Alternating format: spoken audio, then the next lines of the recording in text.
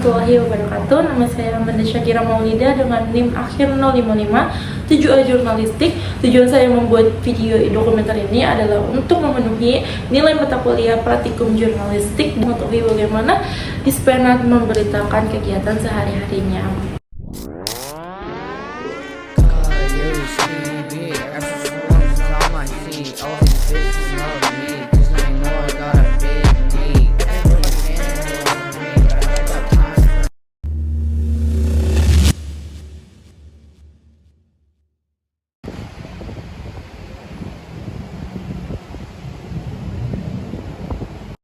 Dinas Penerangan Angkatan Darat atau Dispenat merupakan salah satu unit penting dalam struktur TNI AD yang bertugas menyampaikan informasi kepada masyarakat dan menjaga citra institusi. Sebagai institusi yang berfungsi sebagai corong informasi resmi TNI AD, Dispenat dituntut untuk dapat menyampaikan informasi secara cepat, akurat, dan efektif. Dispenat dibentuk melalui penetapan Kasat nomor 8 garing Kasat garing PNT garing 1951 tanggal 13 Januari 1951 dengan nama Bagian Penerangan dan Penerbitan dipimpin oleh Letkol Imam Soekarto. Cikal bakal inilah yang kelak setiap tanggal 13 Januari diperingati sebagai Hari Jadi Penerangan TNI AD. Dispenat adalah badan pelaksana pusat di tingkat Mabesat yang berkedudukan langsung di bawah Kasat. Memiliki visi misi yang berupaya untuk menumbuhkan kepercayaan dan keakuratan informasi yang diberikan dan tersebar di masyarakat. Dispenat memiliki 6 subdivisi yang bekerja di dalamnya. Yang pertama adalah Pensat atau Penerangan Satuan yang menyelenggarakan fungsi penerangan dalam menyebarluaskan kebijakan pimpinan dan informasi kepada seluruh prajurit, PNS dan keluarga besar TNI AD melalui lembar penerangan pasukan, majalah, dan produk penerangan. Kedua adalah PENUM atau penerangan umum, yaitu menyelenggarakan fungsi penerangan dalam menyediakan, melayani, dan mempublikasikan berita yang berkaitan dengan kegiatan pimpinan satuan TNI AD ke masyarakat melalui media cetak, elektronik, dan online, serta pengelolaan website TNI AD. Yang selanjutnya adalah Pensus atau penerangan khusus yang menyelenggarakan fungsi penerangan yang memerlukan publikasi khusus yang berkaitan dengan kegiatan pimpinan dan satuan TNI AD. Divisi ini berfungsi untuk membuat berita kontra opini yang terjadi di masyarakat.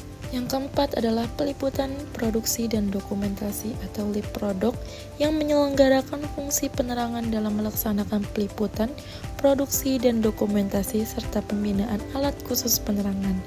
Yang kelima ada analisis informasi, yaitu menyelenggarakan fungsi penerangan dalam pengolahan dan analisis informasi yang akurat sebagai saran masukan kepada pimpinan TNI AD guna menentukan kebijakan. Yang terakhir ada penulis strategis yang menyelenggarakan fungsi penerangan dalam pengkajian dan pembuatan tulisan strategi berupa amanat pimpinan TNI AD serta artikel atau buku ilmiah dan akademis untuk kepentingan pimpinan TNI AD.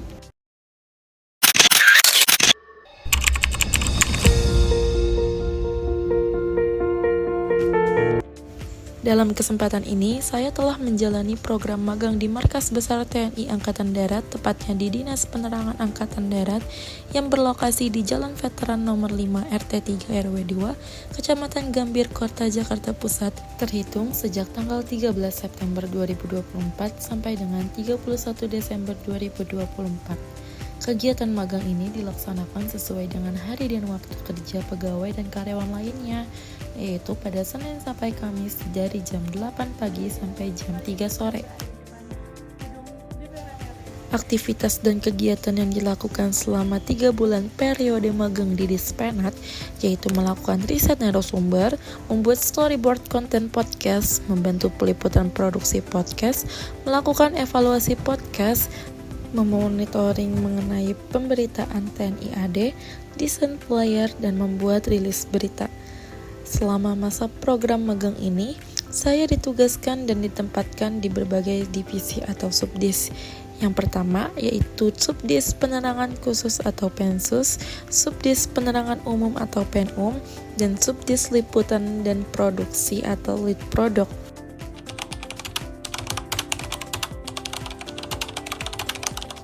Magang di Dispenat tentu saja memiliki relevansi dengan teori jurnalistik yang telah saya pelajari. Dispenat menerapkan praktis teori-teori jurnalistik dalam dunia kerja nyata seperti pengumpulan informasi, teori berita atau news writing, teori etika jurnalistik, teori komunikasi massa, dan teori multimedia.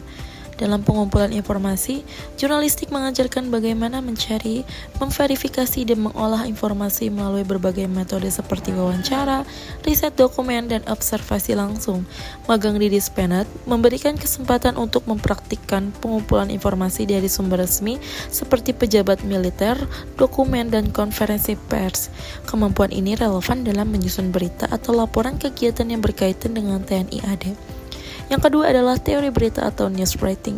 Penulisan berita melibatkan pemahaman tentang unsur-unsur berita seperti 5W1H, piramida terbalik, dan gaya bahasa jurnalistik yang efektif. Dalam magang, mahasiswa jurnalistik dapat mempraktikkan penulisan berita untuk publikasi resmi seperti berita kegiatan TNI, laporan acara, atau pernyataan resmi yang membutuhkan presisi yang akurasi tinggi. Selanjutnya adalah teori etika jurnalistik. Jurnalis harus mematuhi kode etik seperti menghindari hoax, menjaga kerahasiaan sumber, dan menulis secara objektif. Etika jurnalistik sangat relevan karena Dispenat merupakan institusi resmi yang menjaga citra TNI AD. Mahasiswa perlu mematuhi standar etika dalam penyampaian informasi kepada publik, termasuk memastikan konten tidak merugikan institusi atau masyarakat. Teori lainnya adalah teori komunikasi massa.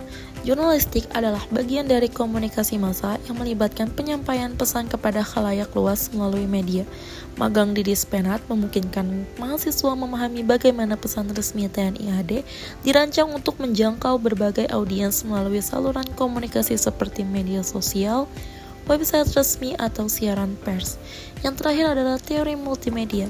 Jurnalistik modern sering melibatkan penggunaan multimedia seperti foto, video, dan grafis untuk memperkaya penyampaian informasi. Mahasiswa dapat mempraktikkan produksi konten multimedia seperti dokumentasi video kegiatan militer, fotografi acara resmi, dan pembuatan infografis untuk media sosial TNI AD.